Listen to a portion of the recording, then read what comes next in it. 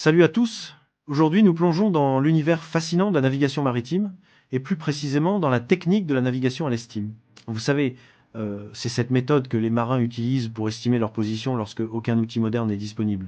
Exactement. Et c'est vraiment impressionnant de voir à quel point cette technique repose sur des principes simples mais très efficaces, comme la vitesse, la route, et même la dérive causée par le vent et le courant. Alors, plongeons dans les détails, parce que c'est un sujet qui mérite qu'on lui consacre un moment.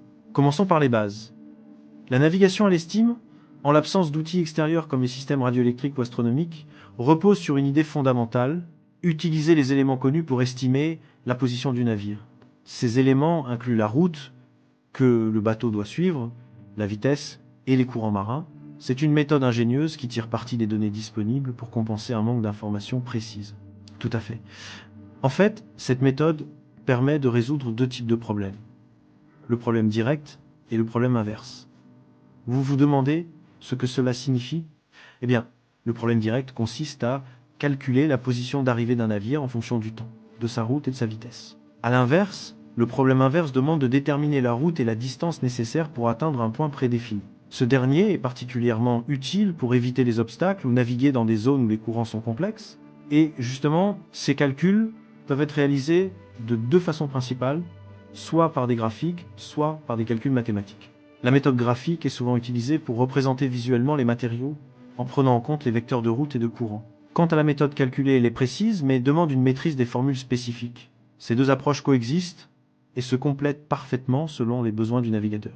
Passons maintenant aux éléments essentiels de cette méthode. Il y en a 4. La position de départ, la route entre les points, la dérive et bien sûr la vitesse. Parlons d'abord de la position de départ. Elle est essentielle car elle sert de point de référence pour toutes les estimations qui vont suivre. Sans une bonne connaissance de sa position initiale, un navigateur serait totalement perdu dans ses calculs. Tout à fait. Et la route joignant le point de départ et celui d'arrivée est également cruciale, surtout si l'on considère les effets du vent ou des courants marins. Prenons le vent par exemple. Il entraîne une dérive du navire, ce qui modifie la route à la surface de l'eau par rapport au cap initial prévu. Il existe une règle simple à suivre dans ce cas: ajuster le cap en fonction de la dérive. Mais comme vous pouvez l'imaginer, estimer cette dérive peut parfois être assez complexe.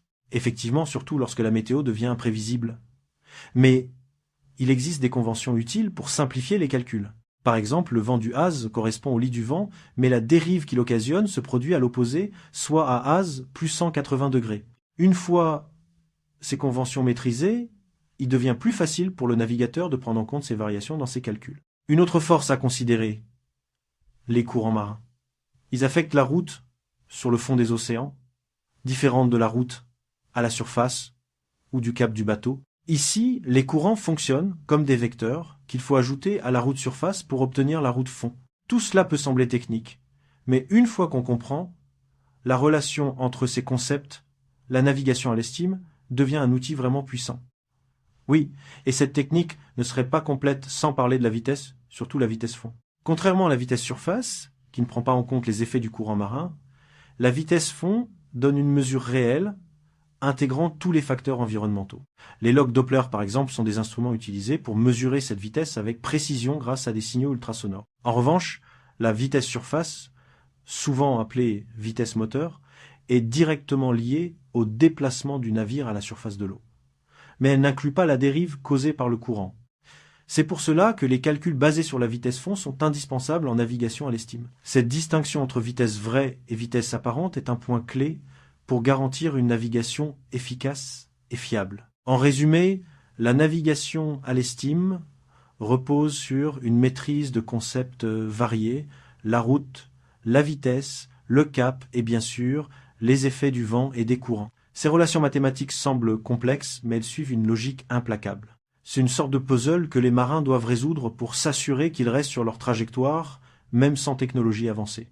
Eh bien, voilà qui conclut notre exploration de la navigation à l'estime. C'est vraiment fascinant de voir à quel point cette technique combine observation, calcul et intuition pour aider les marins à trouver leur route dans des conditions parfois difficiles. Absolument. c'est un témoignage de l'ingéniosité humaine face aux défis de l'environnement maritime.